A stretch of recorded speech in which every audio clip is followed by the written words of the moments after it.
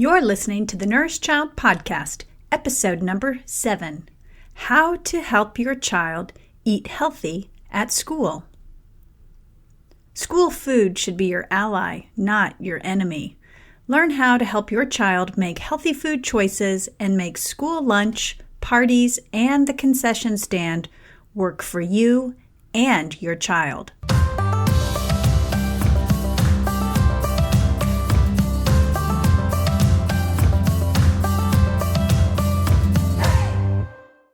Today's episode is sponsored by the Kids Healthy Weight Project, a step-by-step online food and feeding course for parents of children ages 4 to 14 years old. Do you have your nutrition ducks in a row? If you do, then you have a reliable and relatively healthy food system in place, one that is flexible, keeps important nutrients front and center, and strikes a healthy balance between healthy and unhealthy food. You must also have a feeding strategy that helps you monitor eating without being a food cop, keeps your mealtimes pleasant, and promotes your child's internal abilities to regulate his own eating. Last, you certainly have cultivated a lifestyle that supports healthy habits that have been proven to give your child the opportunity to grow up healthy inside and out.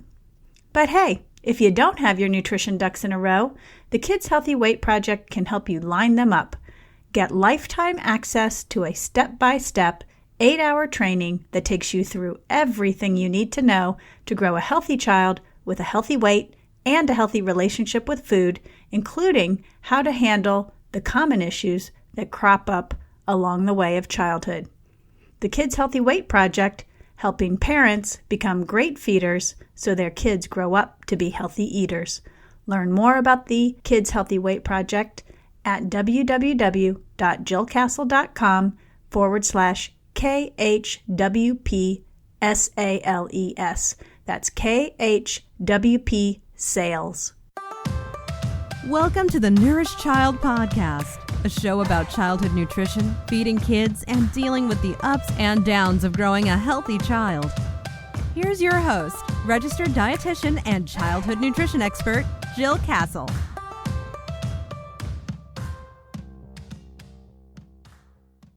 Hey everyone, if this is your first time tuning in, I'm Jill Castle, a registered dietitian nutritionist and childhood nutrition expert. I've spent my 26-year career focused on children of all ages, birth to 18 years, and the special concerns that surround food, feeding kids, and all the challenges that inevitably crop up over an 18-year childhood. As an author and a blogger, I've spent the last 7 years writing a lot about childhood nutrition. Now I'm talking about it in this podcast. My goals for the Nourished Child Podcast are to cover pressing issues around childhood nutrition, help you navigate feeding your child, and help you deal with the inevitable questions, curiosities, and challenges that will come up. Before we dig into the topic of this show today, I wanted to make a small announcement. I am hosting a free training next week called The 5 Honest Mistakes That Sabotage Your Child's Healthy Eating. I will be highlighting 5 of the most common food and feeding mistakes I see parents make today. Not intentionally, of course, but honestly. What does it mean to make an honest mistake? You don't know you're making the mistake. So I will be pointing these out while teaching you why they may derail your child's healthy eating and giving you a glimpse and a few tips for better ways to nourish your child. I hope you'll join me. Seats are filling up fast, so grab yours ASAP. Here's the link, and I'll also include it in the show notes. You'll want to go to www.jillcastle.com/5 Honest Mistakes Training September. So you want to write that down. It's www.jillcastle.com/5 Honest Mistakes Training September. So today we're talking about helping your child eat healthy at school. And of course, I always have to start this off with a little bit of a story. And since I have 4 kids and they're all teenagers, a lot of my stories are personal. Some of my stories will be about past client interactions, obviously keeping all the information anonymous. But I've had a lot of experience with kids, my own and with the kids that I've worked with over the last quarter century. And they inspire a lot of my thinking about childhood nutrition, and you'll find that they inspire a lot of the content for this show. But in talking about eating healthy at school, I wanted to sort of go back to a time when, my children were almost always packing their own lunch and taking it to school. We initially in school didn't really have a great situation with buying school lunches, so I packed their lunch and basically carried that on over the years until they got older and they wanted to start buying their lunch, which was fine with me. I had a guideline for all of the kids that they could pick a day of the week that they wanted to buy their lunch, and the rest of the time we packed our lunches. As they got older and were in middle school and high school, they bought more frequently at school, and socially that was easier for them. That was what they wanted to be doing. Or if they brought their lunch from home, they would sometimes supplement it with items off of the school lunch line. And I'm a normal mom. I always ask my kids when they come home from school, "What'd you have for lunch today?" Especially if they bought it. And I oftentimes, start off the conversation about how their whole day was. We talk about what they did in class, what was going on with their friends, and then inevitably I would get to the question, "What'd you have for lunch today?" So one day my son said, "I had pasta and 2 rolls and a baked potato and some French fries." Clearly, not what any mom probably wants to hear, especially this dietitian mom. You might be sitting there thinking, wow, I can't believe that Jill's son would choose such an unbalanced meal. I was also sort of surprised. I wasn't horrified, but I was surprised. And I remember that I laughed. I laughed mostly because of the irony of the situation, that here I am, a dietitian who has been teaching her children how to choose healthy, balanced meals all along. And my son comes home and has basically a plate full of carbohydrate-based foods. To be honest, there was a little part of me that was crying on the inside, and a little part of me that was sort of reassured that my son was being pretty normal. He was being a pretty normal kid. But then I got to thinking, why did he choose those foods? So I asked him, and this is what he said. "Mom, I didn't like the veggies. They were brown, and I don't eat brown. I couldn't find the fruit. They had all of my favorite foods lined up together. It all looked so good, I put it all on my plate, and I didn't have room for anything else. And I was starving." I think that what my son experienced and the motivation behind why he chose the foods he did are pretty common amongst children everywhere. There are reasons why they choose the foods they choose. But before we get into that, let's just briefly go over a few statistics on school lunch. And these are school lunch statistics from a federal report from the CDC. And these are all lunches that are purchased from school. So these statistics are not based on what you've packed for your child. These are statistics that are based on lunches purchased from school. So the federal report, as I mentioned, comes from the CDC, and it stated that the nutritional quality of school lunches has improved since the overall school lunch improvements were made. And here are some of the improvements they state in the report. 80% of schools offered 2 or more vegetables per meal in 2014, and these vegetables were mostly fresh or frozen, though some of the schools were still serving canned versions. 2 or more fruits were offered in about 78% of the schools. This was up from 68% in the year 2000. About a third of schools now have salad bars. Most lunch lines are looking brighter with fresher looking food.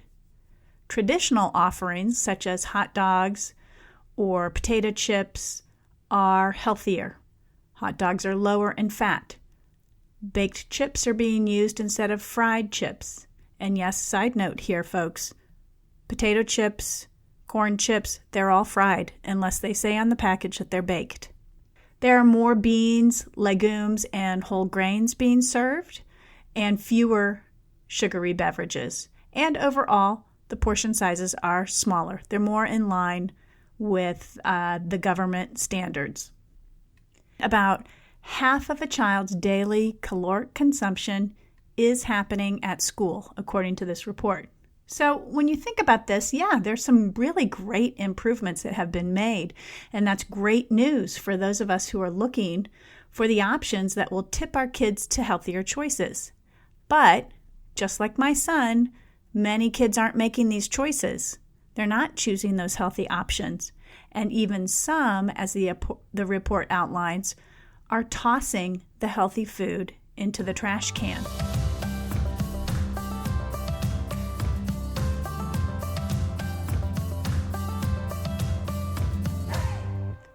So I guess the big question is, how do we actually get our kids to make the healthy choice at school? Well, there are a few components that go into a child's food choice, and we need to understand those first. That gives us the foundation and the basis for knowing why our children make the choices that they make. And I'm sure there are more, but I'm highlighting 4 key components to sort of persuading or helping kids make the healthy choice. Number 1, food has to look good. So it has to look good enough to eat. It needs to be colorful. It needs to be presented in a way that is enticing, that is interesting, that is appealing, that looks like it's going to taste good. Presentation is key. And you know this at home. If you put fruit on a skewer, kids seem to be just much more interested in eating that than if it's a whole apple, for example. If you slice apples and serve it alongside with a dip of peanut butter, for example, children are much more interested in eating that than a plain apple. If you cut food into shapes, if you garnish foods, this makes food look much more delectable, and kids are sensitive to that. So we always want to make sure that food looks good. Number 2, food needs to taste good. So it can look good, but it also needs to taste good. And we know from research that flavor and the taste of food is a big driver behind whether a child is going to like a food and whether he's going to be willing to eat it. Research also tells us if the food doesn't taste good, kids aren't likely to eat it. Makes sense. So, number 1, again, food looks good. Number 2, food needs to taste good. Number 3, food needs to be familiar and it needs to be identifiable. So that's why foods like French fries or macaroni and cheese or pasta in the school lunch line are foods that most kids are willing to eat. That's because they are familiar with these foods. They eat these foods at home or when they're dining out. When food is familiar and kids can tell what it is, they're most likely or more likely to choose it and eat it. I don't know about you. I remember mystery meat when I was in high school. We all talked about it. It was like this big joke. What's on the menu for today at lunch? Mystery meat. We never knew what it was. And why did that come around? A big reason it came around was children couldn't look at the food and identify what it was. So remember, food, if it is identifiable and familiar, children are going to be more likely to eat it. Number 4, another important factor is that other kids are eating it. So that's peer pressure. When other kids in school are eating certain foods, the rest of the gang is more likely to jump on board and eat those foods too. Especially during the school age years, when kids really developmentally just want to be like everyone else. They don't want to be different. They want to do what everybody else is doing. They don't want to stand out as different. So if everybody's eating French fries, a lot of the kids might be eating French fries because everybody else is eating French fries. Again, it's probably not the only reason why children choose the foods that they choose, but it is something to keep in mind. So my bet is that most school food personnel already know this information, and they're trying hard to accomplish these key components when they create lunches. And on a side note, kudos to all the hardworking school food service personnel out there. I know and see the great work that they do. There's a great Facebook page called School Meals That Rock, and if you're not familiar with it, go ahead and search it and check it out. Dale Hayes is a registered dietitian, and she runs that page, and her whole motivation behind that page is to showcase all the nutritious lunches that are being served in schools all over our country. So check it out. There are some amazing things being done with school lunches across the country, and a lot of times they're hitting those 4 key components. The food looks attractive, it tastes good, it's familiar, and it's stuff that other kids will eat.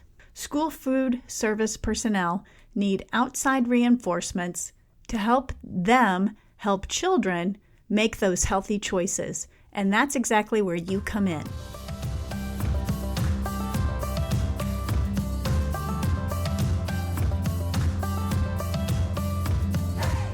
So I have a few tips around what you can do to encourage your child to make healthy choices at school. Now, I've come up with these tips just from my own practice, what I advise families when I'm working them, and what I've used with my own children, what's worked with my own family. There's no science behind this. These are just more practical tips to think about as you move forward in helping your own child make those healthy choices at school most of the time. And I'll just qualify this whole section with the statement that this might not work. I'm not guaranteeing that this will work for you, but I do think it's a thoughtful approach to educating your child about school lunch and also helping them make responsible, informed decisions. So I hope you agree with me on that as well. So number 1, set the ground rules. You cannot control what your child chooses at school, but you can certainly set some expectations. So one thing could be that you want to have your child try to pick a food from each food group.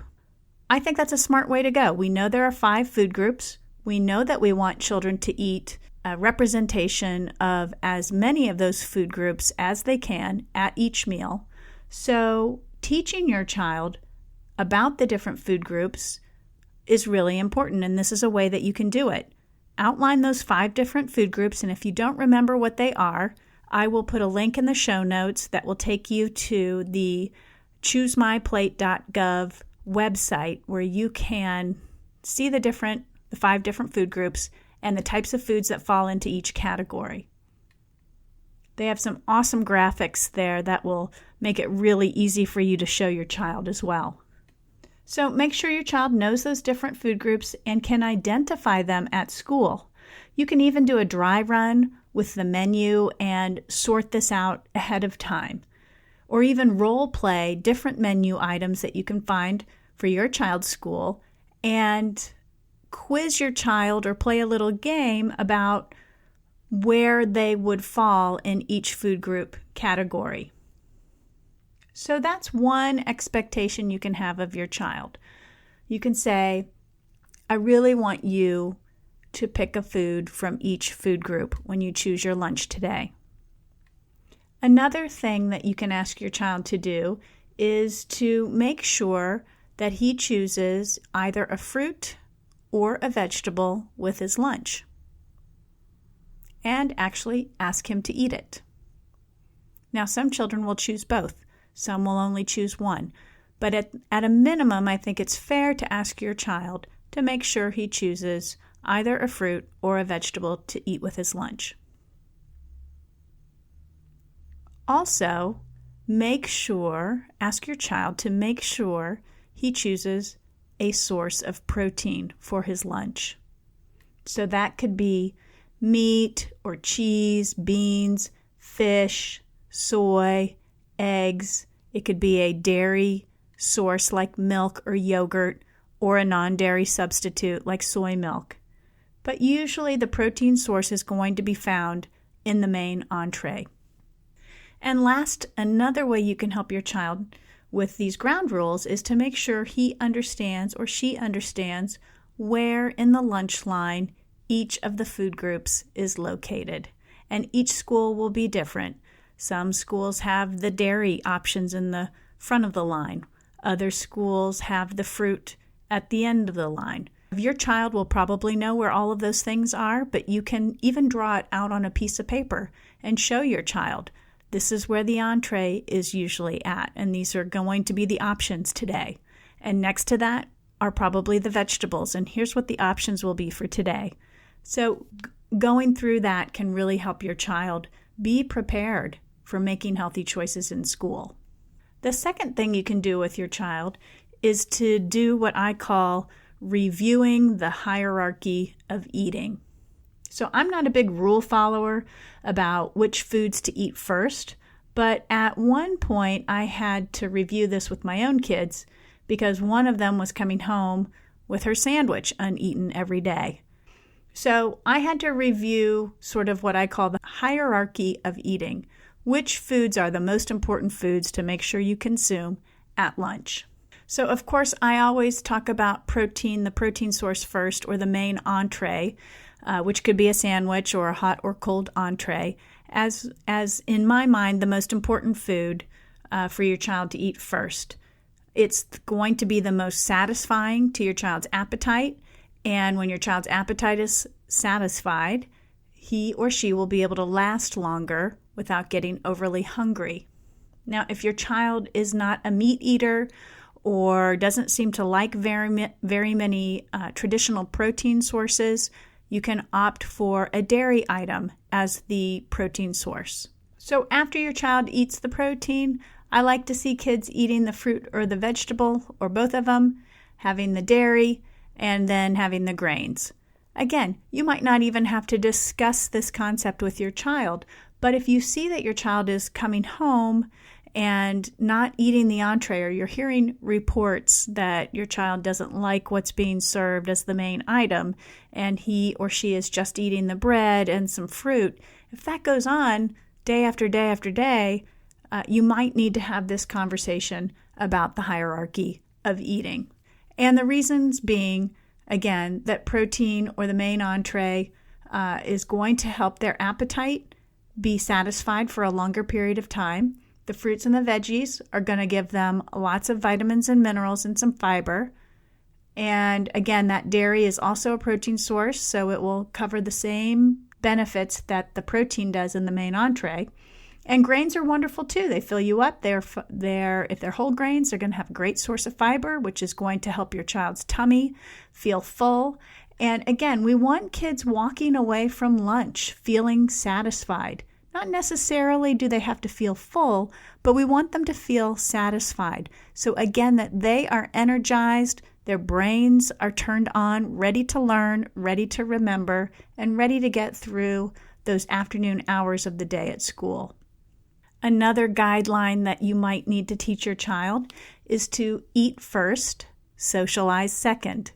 Kids are very social creatures, especially at school, but they also have time limits around lunchtime. And so if they go to lunch and they're on a tight time limit and they become very chatty, getting lunch eaten can be a real challenge. I hear from my clients all the time that their kids don't have enough time to eat. But oftentimes when we dig in, it's because they're being too social.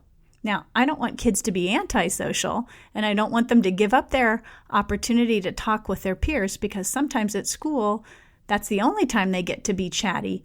But if this is the case with your child and his social inclinations are getting in the way of he or she having a good, nutritious lunch, you can certainly encourage him or her to eat his entree or sandwich first before actually engaging in conversation or social activity. And I've done that with clients of mine where this has really been a clear problem, where we have all agreed that let's get your sandwich eaten first, and then you can talk with your friends. Another thing you might want to talk about with your child, and again, you really only need to do this or set these expectations up if it's a problem or you anticipate that it could be a problem. But these are some thoughts on trading food. I think it's pretty common for children to want to trade food with their friends. I understand some schools have rules about that, but some other schools don't have any rules about that. So, go with your own judgment about whether you need to have this conversation or not. But this is definitely another area where you can coach your child with some ground rules. For example, I personally think trading is fine. I agree with it with my own children, but we had some rules about trading. And you can try out these rules too and see if they work for you and your family. I used to say, if you're going to trade food, you need to make a same trade. So a sandwich for a sandwich, a dessert for a dessert, a fruit for a fruit. You get what I mean.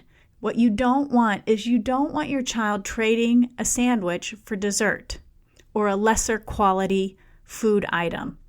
So we want to make sure that children, when they do trade, are trading similar foods so that the nutritional quality is still up there overall. And then the last thing I want to mention is these outside foods that you haven't planned for, specifically sweets or unexpected treats that come into the classroom or into the school. So first I want to say, do not freak out about those sweets or unexpected treats. I know this can be a real sore spot for some parents.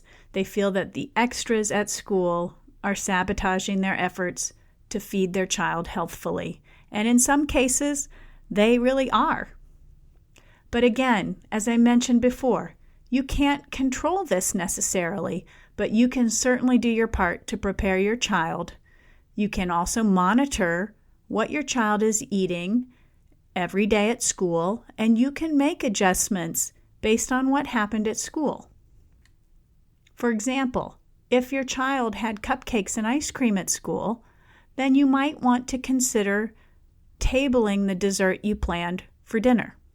Again, it's not being controlling, but it is being an aware, informed parent who monitors their child's overall nutritional intake.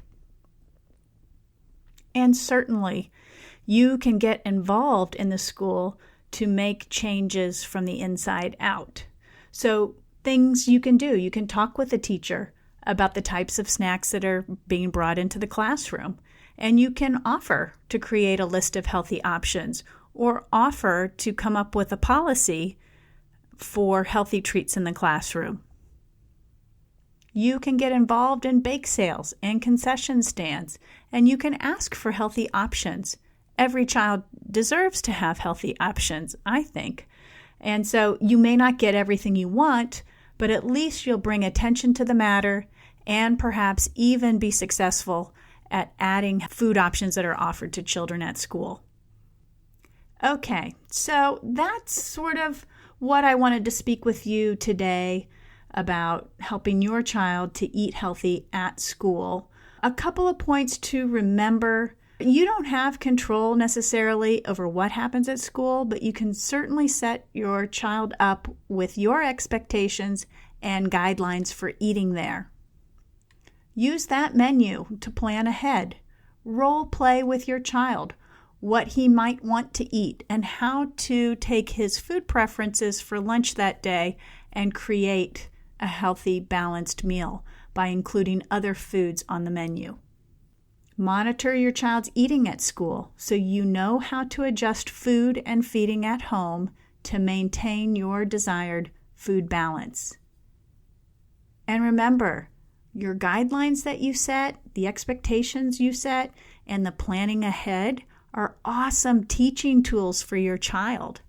So you're really teaching about nutrition all at the same time, whether it be, talking about the hierarchy of eating, setting the ground rules of what your expectations are for your child's eating at school, or even just talking about trading or how to manage social scenes or social situations at school. I hope this topic helped you today. I welcome any questions that you might have about helping your child to eat healthy at school.